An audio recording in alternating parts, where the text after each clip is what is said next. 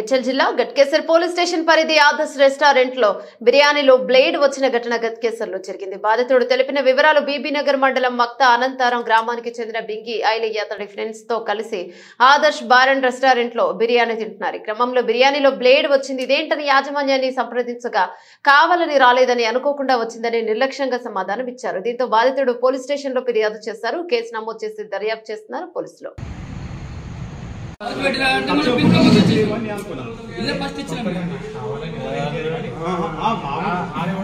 Ghatkesar 7 bar లో మేము భువనగిరికి పోయి ఒక పని మీద పోయి ఇక్కడికి వచ్చి భోజనం చేసుకున్నాం వరకలా మేము ముందే పే చేసినాం. బిల్లు కూడా ఇప్పుడు బిల్లు కూడా చేస్తున్నాయి. మేము ముందే పే చేసినట్టుగా ఆ బిర్యానీ తీసుకున్నాం. ఫస్ట్ కొంచెం వేసుకొని తిన్నాం, అప్పుడు ఏం అనిపించలేదు.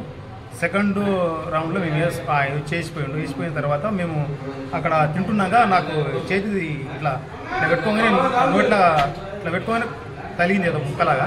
చూసే వరకల్లా బిల్లేడు అక్కడ వచ్చి అక్కడ పడ్డది.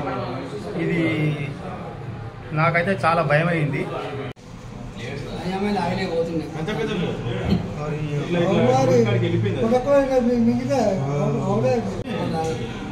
ఇక్కడ మేము భోజనం చేయకుంటే ఫస్ట్ బిల్ పే చేసినాం సార్. ఆయన స్టేట్మెంట్ తీసుకోనా అంటే సార్ నేను చెప్తాను. ఇంతకు ముందుకే నాకు బిల్ ఫస్ట్ అంటే ఇప్పుడు మేము వద్దులే ఎంత అవుతారు అంటే ఇంత అయితే ఇచ్చేసాం మనకి బిల్ కూడా.